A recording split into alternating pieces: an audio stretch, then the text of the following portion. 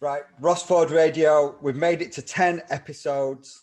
The first female guest is Miz de Shannon, all the way from Denmark. Yes. What the hell are you doing there? Hiding from the rain today. Well, I left you just over a year ago to come and live here with my wonderful Viking boyfriend. And to teach yoga as well. Get the old yoga going. So the backstory is you were doing yoga at Pure Gym, Merrion Centre, twice a week, give or take, as well as teaching yoga. 2 or 3 times a week, as well as teaching elsewhere, yeah. You're teaching all over Leeds, all the yoga hotspots of Leeds. Yes. And then we did a little bit of training together, a little bit of functional, the zoo things that I like to do, the high intensity stuff. We did a little bit of management on your knee as well that was quite poorly. Yeah, like pre-op strength and stuff. So, yeah. So what I wanted to get you on for was just kind of how you got into yoga, the training you did, how the community's been, and the transition from having a proper job to now having a fun, not very proper job. A fun yoga. Yeah, but I don't like. I say this to people. I was chatting to a nurse the other day, and she was talking about how all her patients are doing this and causing drama, and she has to work all this time, and it's so stressful. And I'm like, well, yeah, I could never have a proper job. So yeah, of course. It's fun. No, I know what you mean. There's much as being a freelancer is very stressful at some points, and whatever type of freelancer you are, whether you're working in fitness like we are, or whether you're working as a designer or a journalist or whatever, you're still always in that cycle of finding work, chasing invoices, finding work, chasing invoices, and not exactly wondering where your next paycheck is going to come from, but making sure that there is one, really. But yeah, starting at the beginning of your questions, I first did yoga, oh my goodness, 20 years ago. Same as a lot of people get into it in the gym, still do, hence my classes at Pure Gym. I was living in Liverpool and went to some classes at the gym there, and it was purely a physical exercise thing for me. It was just on the timetable at the gym in the studio.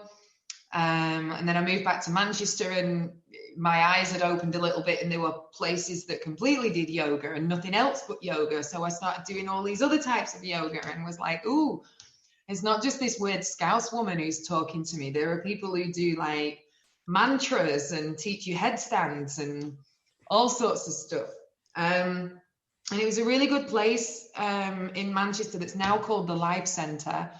And they had a really good offering of workshops and like short trainings and stuff. So you very quickly realized that there was much more to yoga as a thing than just doing this movement around the mat.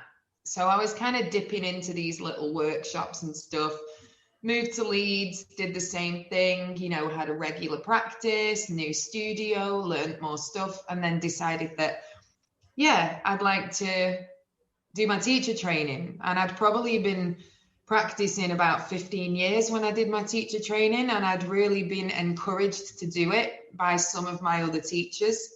They really thought that I had a solid enough practice myself to be a good teacher, which was really nice because I wasn't very confident in doing that myself. I had a lot of practice under my belt before I did my teacher training, really. Do you feel like that's an important thing for a yoga person to have under the belt? I think so, yeah. When I went on my teacher training, there were a lot of people there who'd only been practicing yoga for like 6 months. And there was one girl, we were 3 weeks into studying anatomy. As you know, as a physical trainer yourself, learning about anatomy is very important, and yoga isn't just all hippy dippy burning incense stuff. You're doing a physical practice with your body most times. Yeah, and there was this girl who asked what the relevance of learning anatomy was 3 weeks into the course. And I do think, despite the guidelines for yoga teacher training saying that you don't necessarily have had to have been learning yourself that long, I think that in order to deliver something properly, you've got to have enough depth of knowledge of it yourself. And much as a basic training for yoga is 1 month, you're literally going through the bullet points of the practice, the bare necessities. So the only way you learn about these things properly is doing them yourself. And then you can speak from experience. Absolutely. I think that's important. It's not just a case of learning a routine and regurgitating it. You've got to have a kind of a deeper understanding of exactly what's going on and what works and what doesn't work, and how you've how that translates to a student. So yeah, because everybody's completely different. So it isn't just teaching my classes how to stand in a warrior pose and how to do a forward fold. I might learn on a teacher training the basic anatomical movement behind a forward fold, but when there's 60 people on a training course, you don't have enough time to learn the depth of each individual body that may do a forward fold. So if I was teaching a class of 20 people at Pure Gym, all those people had different hips, different hamstrings, different little tweaks that you can only see when you're there in front of them. And you're not going to learn that on a basic teacher training. You get that with experience. Absolutely. So what is your what are you working on at the moment, kind of in yourself and with your students? Kind of what branch of yoga are you pushing on? And I see what you're doing, some learnings about neural flossing. Oh yeah, well, yeah, much as I love the floaty kind of choreographed side of a yoga practice where you can just move in a very sort of dance-like way, I'm also a massive anatomy geek. So related to my injuries, which you know about, I've got old lady's knees and a slightly busted lower back. So my lower spine is compressed and there's really not a lot of movement in my spine at the bottom. And I've started getting trapped nerves. So a lot of people get sciatica, the painful feeling like through your bum, really. Yeah. And I was looking into solutions for this and found nerve flossing, and did some training last weekend and the weekend before with a wonderful online teacher called Adele Bridges, where she gives these exercises on nerve flossing or neural flossing and shows you how to put these things into a yoga class so you can make a functional yoga class. Yeah. And I kind of know what nervous flossing is. I remember at uni, we had a teacher who sat doing it while we were doing presentations. He was kind of having a little... doing it. I could see him doing it. I was thinking, oh yeah. And then kind of had a little bit of a natter with him and say, yeah, it helps this, helps that. And then went into another lecture and said, oh, what do you think to the lecturer? What do you think about this neural floss? Oh, it's a load of rubbish. Don't bother with it. Okay. Well, I had one for my sciatic nerve in my back, and I can honestly say it's the only thing that has made the pain go like that immediately. I think a lot of the time people think that you get pain because of muscle tightness or something's out of place, like, you know, a dislocation or something. Sciatica is quite a common. I've slipped a disc. That's a common I've slipped one. a disc, yeah. Although sciatica is quite a common one. People know that sciatica is a trapped nerve. But again, a lot of the treatments around it will be around readjusting a person's structure to free up the nerve.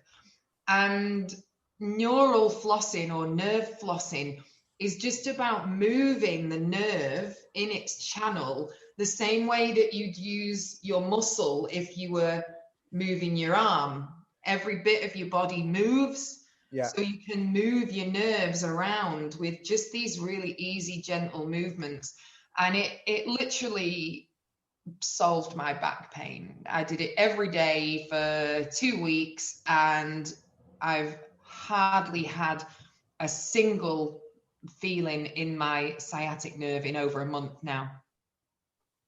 So so amazing. So basically, like, break it down basically for the people at home who don't know anything about anatomy. Roughly what you're doing. Roughly what you're doing. What you're doing with your overall body, and then what are you doing to the nerve?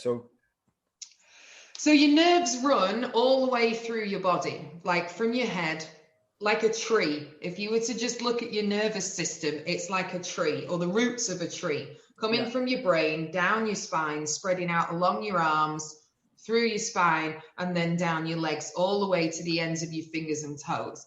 Yeah. And all these nerves sit in their own little channels, the same as you have blood vessels. Everybody knows what blood vessels are. So the nerves sit in their own little channels. So I don't think there's enough room on the screen. Imagine that my arm is out all the way to the side and I've got my hand here.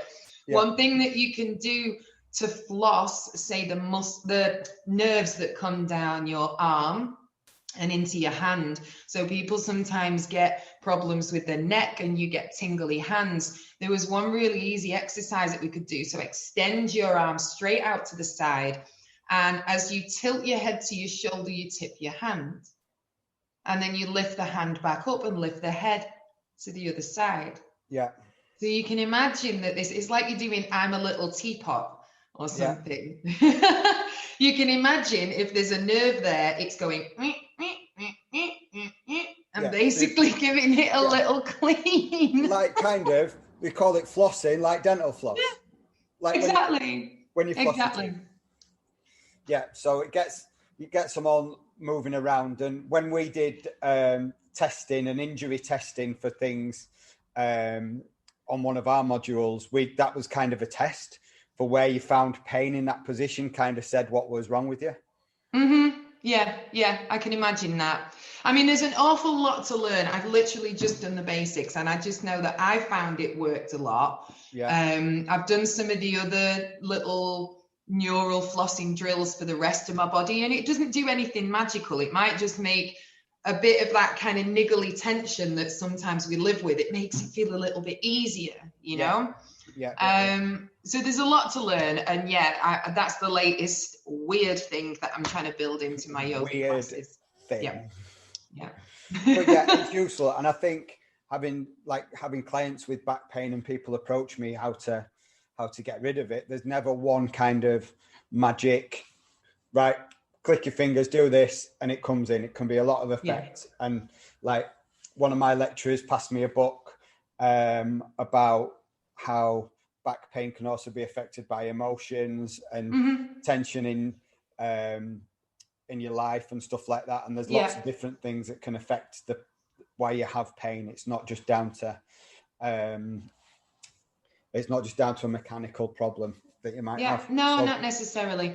And your entire body's connected. So, I mean, right now I've got you propped up on 2 yoga blocks so I can look at you directly. Sometimes I don't do that. And if I've been sat really like this and I get tension in my neck, that starts the sciatica kicking off. So, you know, there's all sorts of different things that you have to play with when you've got issues with your body. I think so, yeah. And like, I know you won't have listened to episode number 9 with Dave yesterday, but he was saying it was all connected to like bacteria growing in your stomach. Oh, right. Okay. Yeah.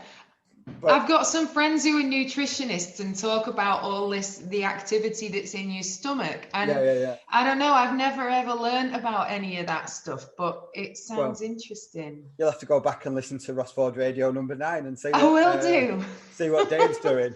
Generally, like, it's not a nice business. It involves sending poo samples to laboratories, which is... Okay, well, that's one thing that you don't have to do as a yoga teacher, thankfully. No, thank the Lord. Yes. So have you got some examples of real positive effects you've had from people walking into the yoga studio who've never done a class to people who've actually really progressed, and how have they changed, and how's yoga helped those people? Yeah, in a variety of different ways. I mean, like I touched on before we started being anatomy geeks, there's a lot more to yoga than just the physical movement. I guess you could kind of describe it as a lifestyle thing. So there's a structure of stuff, if you read around yoga philosophy, kind of guidelines of how it's like an ancient practice of health and well-being. So things that will motivate you emotionally, mentally, structures to have in your life from old Hindu practices or old Buddhist practices. Maybe people have touched on different things like that. You always read sayings from the Dalai Lama and Lao Tzu and things like this on Instagram, don't you? So there's a lot of guidance around that, about your diet, you know, having a good, balanced, healthy diet, about your thoughts, your actions, even your breath. So you know how beneficial deep breathing is in terms of keeping a sense of calm around your body.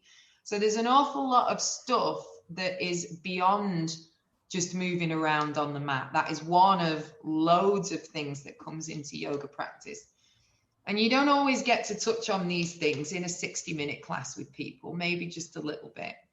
And I've had quite a few people who've been in classes that have had a lot of emotional stuff going on. And as a teacher, you don't know this at the time, because they walk in and do your class and leave, and don't really say anything. And when I was leaving the UK, I got a handful of actually really emotional cards from a few people.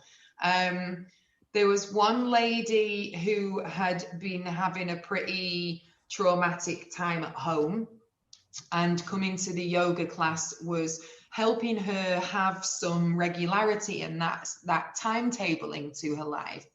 It was her opportunity to do something for herself, and just to have a bit of space away from the busyness and the distractions of everything else. And that is one of these stages in this kind of yoga lifestyle practice, is that you learn to balance yourself from these distractions.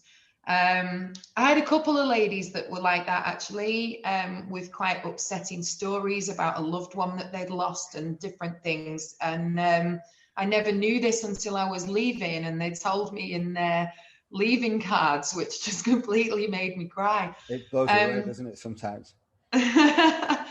I had a couple of people with injuries as well. Again, another lady, and I don't want people to think that yoga is only for ladies, but this was a slightly older lady, and she'd had a car crash and shattered her shoulder. And when I first met her, she couldn't, like, you know, the shoulder movement was this. Yeah. The shoulder wasn't moving. It was from the waistline. And she was working with a physio and coming to my classes. And within about a year, she was doing downward dog. So actually weight bearing on the arm, or on both hands, but equal weight bearing. And in a downward dog, your arm's effectively up here. So, I mean, I didn't do this myself. Obviously, she was working with a physiotherapist as well. But the movement stuff that she was doing in our classes together really, really helped her to sort of implement the stuff that she was doing with the physio. And that was just really nice to see her you know, if she's not doing a handstand, or she might be doing now, well, I don't know. Who knows where she's gone with it? Yeah. But I mean, it's not a crazy pose, but for somebody that can't even move their arm, to suddenly see them have their arm above their head was just, it was really lovely. Yeah. And that, I mean, that's potentially life-changing, because it opens up like just so much more of a kitchen. She can now reach stuff up in a kitchen, and yeah, precisely, and stuff like that goes on for later life. Yeah, exactly. And she can, if she hadn't kind of come to you, that shoulder wouldn't have got any better. And then it's looking, as you get older and less independent. Yeah. You've potentially bought a 5 years more sort of independence.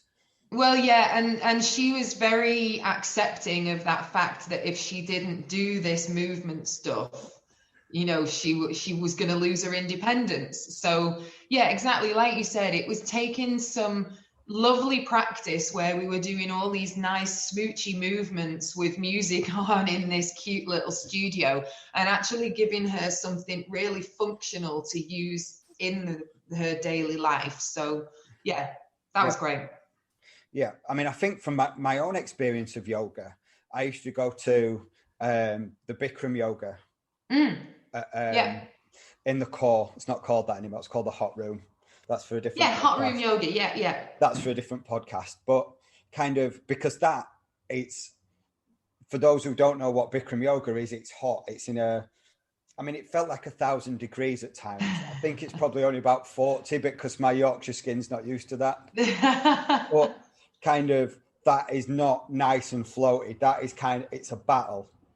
Every pose is. Yeah, it is. Every pose is a battle. And where I was in my life, I was kind of a PT at Virgin, and they didn't really look after us. And it was kind of, I was looking for something different in my life, and going into and doing those little battles.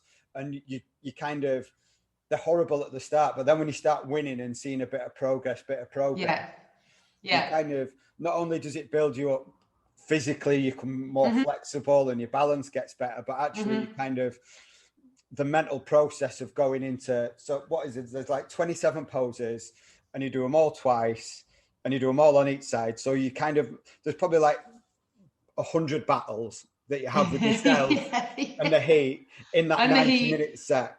But like actually having, maybe balls is too strong a word, but going in and going, right, I'm in a battle with myself. Yeah, because you see yourself in the mirror as well, don't you? They have mirrors in those hot room studios. Yeah, but going in and doing, like, it is a battle, but winning that battle, and as you feel yourself winning the battles, you actually grow inside and start. It makes it easier to kind of have the difficult conversations and going into other aspects of your life that are going to be a battle, where you have to kind of maybe change a job or change a career or have a stern conversation with a partner at sometimes. Having been through those battles and knowing that you're kind of tough enough, like that Bikram yoga changed my life, I think, in certain aspects.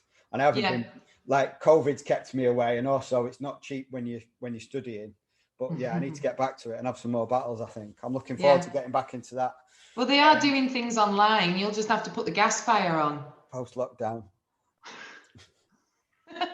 Or maybe because I'm just put a load of clothes on. Remember, like Joey, when he put all the clothes on in Friends?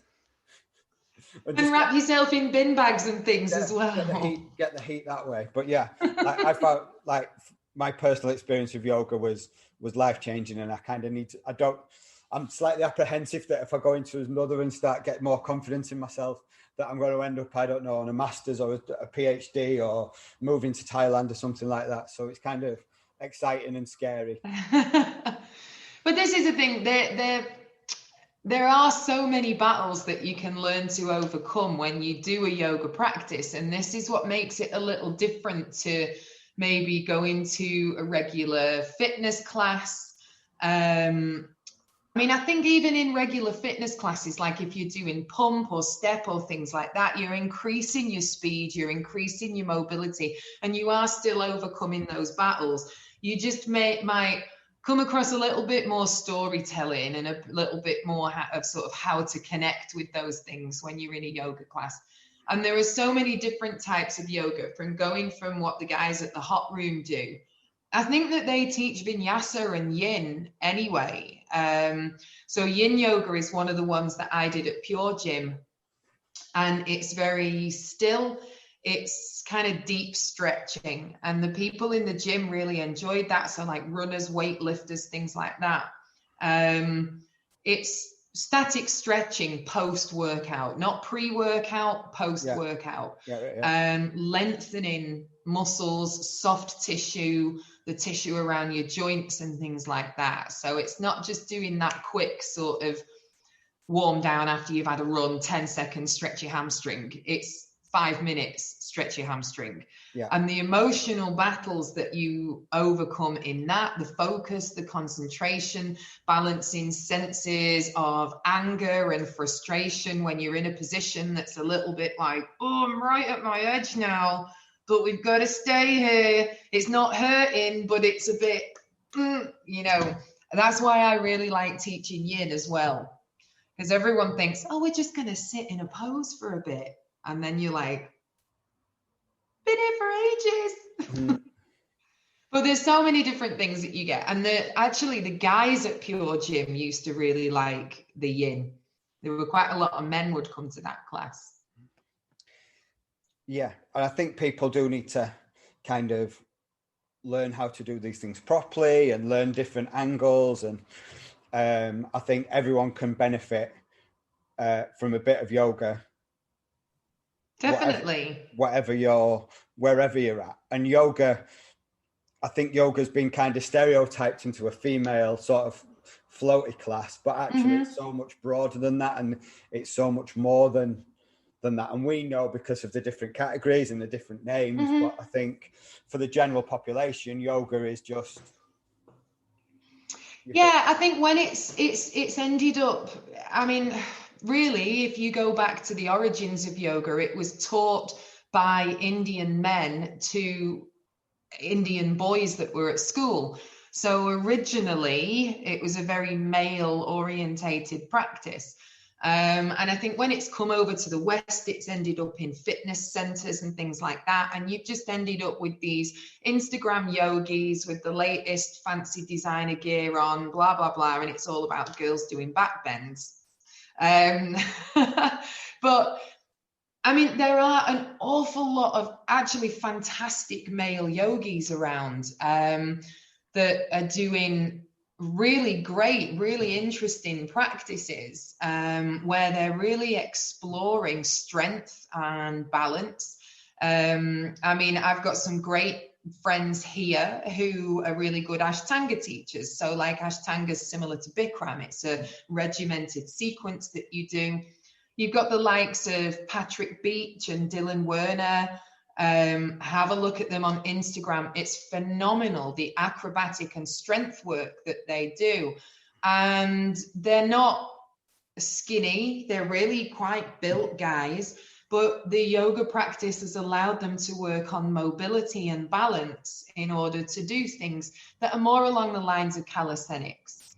So, you know, I don't know, handstand to plank pose without just hitting the deck like a rock, you know, all that crazy stuff. Yeah. So let's have a look at lockdown. How has your yoga practices changed? Where are you teaching? What's going on with it? Where can people find you? Well, obviously I'm in Copenhagen, and Denmark, our rules and restrictions have been quite different to in the UK.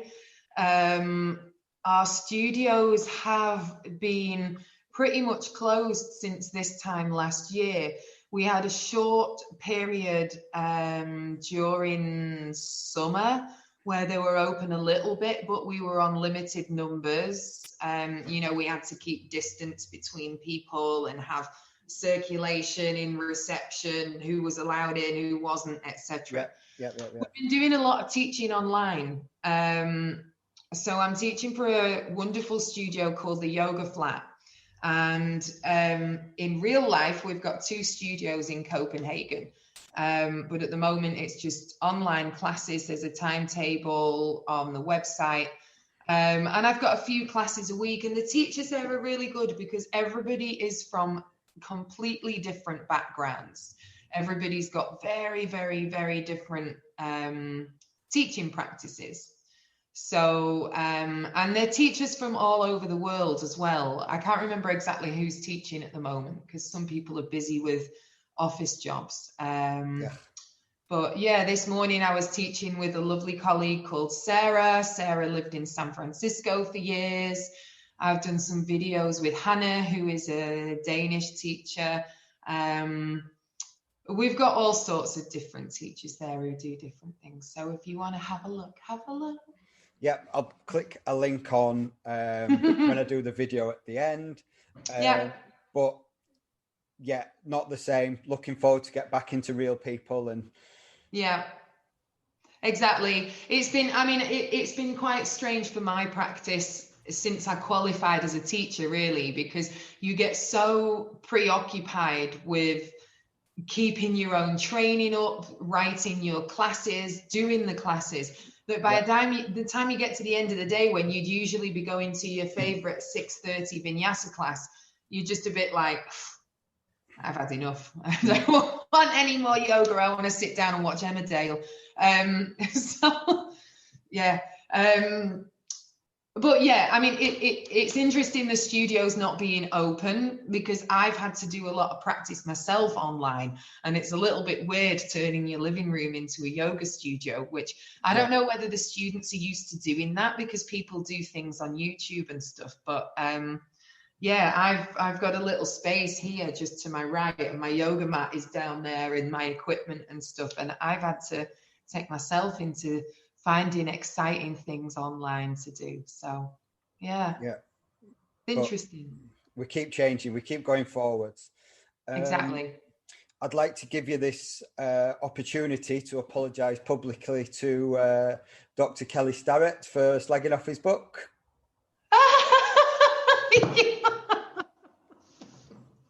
You're such an arse. I really didn't slag off the book. I just said it was a bit of a weird design.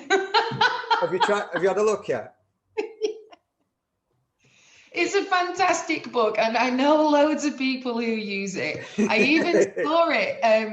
Hannah posted a video or photo of a bloody dog or something the other day, and she had a copy of it on the floor in the background. So it's a great book. I looked at the design and was like, but no, it is. It's a really good book, and thank you for putting me onto it, Ross. Yeah. So those who don't like, Becoming a Supple Leopard is kind of it's a geeky book for mobility and stretching and solutions for that. And I suggested that we're having problems with I can't remember. It was probably the knees. I think we were working on the knees. Something for knee, and there was a stretch in there. I said, "Look, get this book," and he laughed at the cover. And then I took a screenshot and tagged Kelly in it, Dr. Kelly in it. And like, he's a big dog. He's a big deal. Like, this has sold millions of copies. This has been like Times best, not American. And he saw it, and it was. It was he took the Mickey back, but I think it was all in good grace. Like, isn't that? You know what, right? Because you sent it me as a PDF, and I remember I was trying to open it on my laptop one day, and it wouldn't load, and I was like, "Oh my god, the guy's blocked me from reading his book." It was because our internet had fucked up, and my laptop. Sorry, I swore on your podcast. My laptop was being a bit shit, but the first thing that came to mind was you telling him, and I thought he'd like blocked me from it. I was so embarrassed. Thanks, Ross. No problem. My pleasure. So let's wrap it up here. Mm-hmm. If we get some yogi questions if I put it out on our socials for some questions about yoga and things that people, are you happy to come back on in a couple of weeks? And we can go through and we can tap into your yoga knowledge a bit more. Yes, absolutely. Anything that you want to know about the yoga practice that you've got, or starting yoga, or do's and don'ts, or things that you could try, or anything, just any sort of signposting, let us know, and I'm quite happy to try and answer. Amazing. Do you want to just shout out where people can find you on social media? Yeah, so Nataraja Yoga UK. Spell it. Even though I've relocated, it's still got UK at the end of it. Spell it. How do you spell it so people can pull that? Nata, Nata, and then Raja, Raja. So Nataraja, I'm not going to go into the philosophy behind it. It was Shiva's dancing pose. Yeah. Right. Nataraja Yoga UK. Nataraja, Instagram, Facebook. Yes. All the rest. There's a Twitter, but I haven't been on it for ages. Yeah, no one does Twitter anymore. It's dead. Okay. No one cares about Twitter. Okay. Right. Amazing. Thank you very much. We'll see you again soon. Thanks, Ross. Thanks, everyone.